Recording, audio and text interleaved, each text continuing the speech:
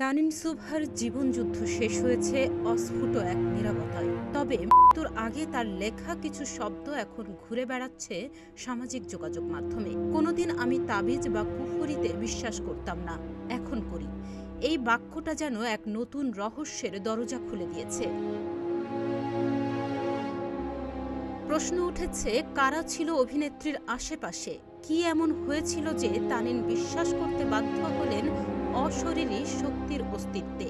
আর ঠিক এই প্রশ্নগুলোই আরো গভীর হয়ে উঠল যখন মিষ্টি জান্নাত মুখ খুললেন ঠিক একই ধরনের অভিজ্ঞতা নিয়ে। তানিনের মৃত্যুর কয়েক ঘন্টা পর মিষ্টির ফেসবুক পোস্টে ধাক্কা খেয়েছে অনেকের ভাবনা।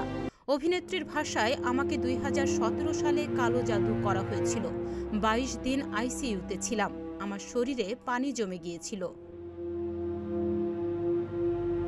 পরপর এমন আকস্মিক ঘটনায় প্রশ্ন উঠেছে, এই ঘটনা কি সত্যিই কাকতালীয় নাকি পরিকল্পিত? একদিকে তানিন, যার মৃত্যু ঘিরে ভেসে উঠেছে তাবিজ, কুফরি, কালো জাদু আর মনস্তাত্ত্বিক ভয়। অন্যদিকে মিষ্টি জান্নাত, যিনি এখনো বেঁচে রয়েছেন, কিন্তু তার অভিযোগ আরও গভীর, আরও আশঙ্কাজনক। এমন অভিযোগ শুনে একপাশে প্রশ্ন উঠতেই পারে, এ কি কেবলই কুসংস্কার, মিডিয়ার চাপে ব্যর্থতা বা হতাশার ছাপ নয় তো এইসব বিশ্বাস? কিন্তু অন্য পাশে দাঁড়ালেই দেখা যায় এক অদৃশ্য ধোঁয়াশা, যেখানে নায়িকারা হঠাৎ অসুস্থ হয়ে পড়ছেন, ক্যারিয়ারে বাধা পাচ্ছেন, আর তাদের আশেপাশে অদৃশ্য হাত কাজ করছে বলে তারা নিজেরাই বিশ্বাস করছেন।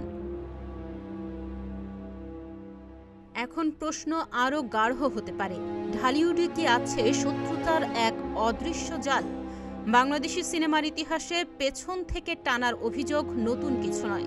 অনেক শিল্পী ক্যারিয়ারের মধ্য গগনে থাকা অবস্থায় হঠাৎই হারিয়ে গেছেন। কেউ মুখ খোলেন, আবার কেউ থাকেন একেবারে চুপটি করে। কিন্তু সম্প্রতি যেভাবে সরাসরি কালো জাদু, তাবিজ, মানসিক টর্চার, সুইসাইড প্ররোচনা এই শব্দগুলো বারবার ঘুরে আসছে, তাতে করে নিছক গুজব বা নাটকীয়তা বলে উড়িয়ে দেওয়া যাচ্ছে না। সিনেমার আলোয় থাকলেও হয়তো কারো কারো জীবনের অন্ধকারে সত্যি বাসা বাঁধে হিংসা, ষড়যন্ত্র আর ভয়।